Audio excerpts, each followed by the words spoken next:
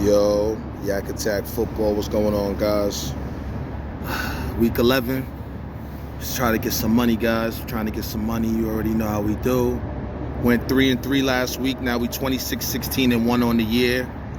It was an underdog week in week 10. The Dolphins covered for us, the Patriots covered for us, and the Steelers covered for us. But the favorites, man, winning and not covering. The Ravens won and didn't cover. The 49ers won but didn't cover. And then our third favorite was the Giants. Fucking man, we just can't win. We can't win the game against the worst team in the league, guys. So and now we're the worst team in the league, but that's neither here nor there. The Giants are on the bye week, but I always got to show out for my team or whatever. I mean, hopefully we get something going next year, but let's talk about week 11, guys. Let's get this money. All right, first up, we're going to start it up. Broncos, Falcons. Guys, we like the Broncos money line here. Why? Sean Payton. Sean Payton, if you didn't notice, Sean Payton is 3-0 against the NFC South. The same NFC South that him and Drew Brees ran roughshod through. So now you got the Falcons, who's a dome team, going all the way to the Mountain Time Zone in Denver with the altitude. They just let the Saints win a game against them, and the Saints coming off a 7-game losing streak. I don't really see how, quite frankly, I don't really see how they stop the Broncos on the run, with the Broncos implementing more trickery on the run game with Marvin Mims Jr. and Audric Estime. I like the fact that the Broncos are progressing as a team. They really showed out against the Chiefs, kept the Chiefs below their average, and I think they'll keep the Falcons below their average. Falcons are kind of coasting too, because they already have the division essentially locked up. They're 3 games up on Tampa. So is there urgency? The only urgency I would see is maybe in the secondary, Jesse Bates and Justin Simmons coming back to Denver. Justin Simmons is a really good player. So I like the secondary, but I think the Broncos are going to dominate more in the 5 to 10 yard range in this game, guys. So I don't see Bo Nix requiring to have to hit the 20-yard throw that other teams would require to beat the Falcons, because teams kind of get caught up against the Falcons. They think, we got to score because Kirk Cousins can throw the ball well, but really just grind out this defense. Their front seven is weak, man. They got a talented back four in the secondary, but their front seven, they can be had. Now, they did stop the run good against the Saints, but by sacrificing they sacrificed their pass defense to attend to the run defense, and then Marquez Valdes-Scantling hit him over the head for 100 yards and 2 touchdowns. So to me, that's a defense that's just not conventionally sound, guys. They're not going to be able to beat Denver. You're taking Denver. Money line, -120. Next pick, yeah. We acting like vultures, guys. The next pick is an injury-based pick. We're going with the Kansas City Chiefs, even though I hate to admit it. Kansas City Chiefs +2.5, guys. Taylor Swift going to be at the game. Very conveniently, by the way, Taylor Swift is at the game because they're saying that she wrapped up her tour in Toronto, and Toronto's right there to Buffalo. Conveniently, the Chiefs are in Buffalo right when her tour ends. So you already know, guys. I'm not going to say the fix is in, but something's up. You know what I mean? So I like the Chiefs just really, not really just off that alone, but I think that's a huge factor, guys. They love, the Kansas City Swifties love getting these W's. I'm not a fan of everybody being injured for Buffalo as well. Dalton Kincaid, Keon Coleman, Amari Cooper's playing with a splint. Josh Allen is all that in a bag of chips at quarterback, yeah, but I mean, I think Kansas City defense is a little too good against the run for him to do the whole hero ball thing that he likes to do, where he'll scramble for 20 yards, scramble for 15 yards, scramble on 3rd down. I don't really see the Chiefs really letting up on that regard. I think they're a little weaker in the secondary, sans Trent McDuffie, but I don't see Buffalo being able to attack him. My boy, I'm a fan of Curtis Samuel, but he's more of a gadget player, and I feel like Sean McDermott is not utilizing him the way he needs to be utilized. So you're giving me Khalil Shakir. He's a good slot receiver, but again, you're not going to devastate the Chiefs like that. You're telling me that a game is close and Mahomes going to have the ball at the end?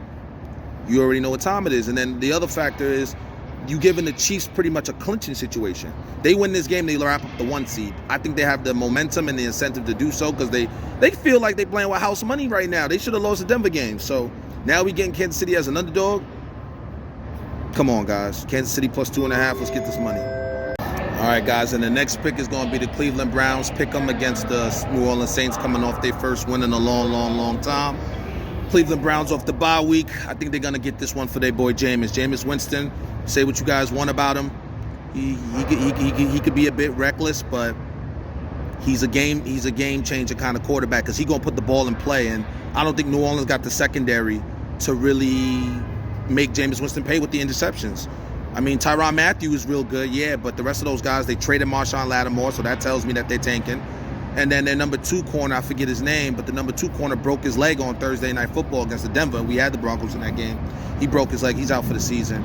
Their secondary's devastated with injuries and trades. And then you have the fact that this team is one of the worst run defenses in the league. They lead the league, and they are the league worst in giving up yards after contact. So you're telling me a guy like Nick Chubb ain't itching to have a breakout game coming off this ACL? Nick Chubb's going to eat today, guys. Jameis Winston's going to hit him big on play action down the field to Cedric Tillman and Jerry Jeudy. I like Cleveland here. I think they're going to get it done. Myles Garrett should make them pay. I'm a little nervous that All-Pro Eric McCoy's coming back in, but the same narrative I used with the Dolphins over the Rams, how they had, everybody was like, the Rams got their 2 starting linemen back. Yeah, but it's in the middle of the season already, guys. Like, you can't just be hopping in thinking it's game time. Myles Garrett, what? Like, he's going to be coming for Derek Carr. And Derek Carr, I'm not confident in him when he has a broken up pocket. I think he's going to be skittish. He's going to throw hospital balls, and he's going to be shaky. So you're telling me a game in which Derek Carr is not going to be hitting Valdez-Scantling down the field because Myles Garrett's not going to give him that time? Denzel Ward in the secondary? Thornhill too? Yeah, give me Cleveland on to pick him.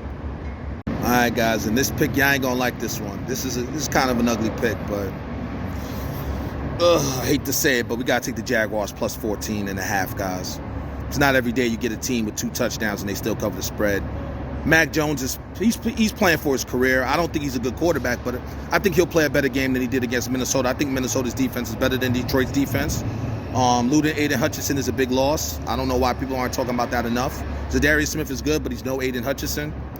I also think Jared Goff will look a little skittish in that Houston game, throwing them 5 picks, but one of them was a Hail Mary. But throwing all them interceptions is not a good sign. I can't lay points with a team that looks skittish offensively, and no Sam Laporta, and the fact that Jacksonville showed life and they left Minnesota on 12. Say what you want about Doug Peterson. I know that everybody wants him out, but the defense is starting to click for the Jaguars. And another little tidbit for you guys is they were down 22-0 against the Eagles, guys, and they still managed to cover the spread. So down 22, still cover a spread.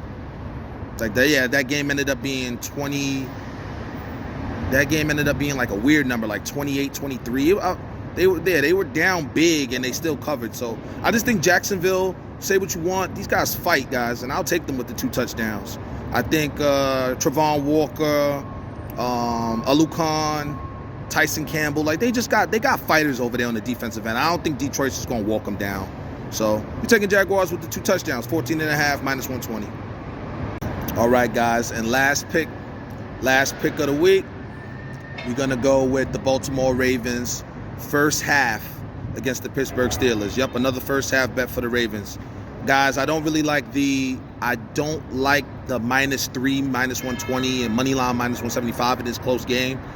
Russell Wilson could throw the moon ball late. Might be some questionable pass interference calls with Pickens and Williams, but I think the Ravens are going to, at the very least, come out and have an aggressive start to the game because Deontay Johnson is somebody that Tomlin has talked crap about, saying that he was irrelevant. He's going to be a non-factor. I think he is going to be a factor in this game, but maybe early. I think it might be more a stick it to him kind of thing, and he makes some impact plays early. I also like the fact that Highsmith is out for the Steelers, so I think that's going to be an adjustment for the Steelers. The Steelers have not played great defense when Highsmith was out. They gave up 27 points to the Colts, and they gave up, what was the other game without Highsmith? Oh, yeah, then they lost that Cowboy game on 4th and 3 on the goal line without Highsmith. So without Highsmith, they're not the same team. I do like the Ravens to win the game, but I think the price is a little bit too expensive because they might just win by a field goal. So you're better off just doing the money line Ravens first half. I think the Ravens win this game from start to finish, but if we had to say there was something that could go wrong, it could be a Steeler backdoor cover or a Steeler late win. I just feel like it's safer to have Lamar come out, orchestrated plays that they practiced on because they had the extended, they had the semi-bye week would it be in the Thursday game. I think the Ravens come out sharper in the first half, so we're going with Ravens first half money line, guys. We're wrapping it up. Let's get this money. Good luck if you tell. Salute. Peace.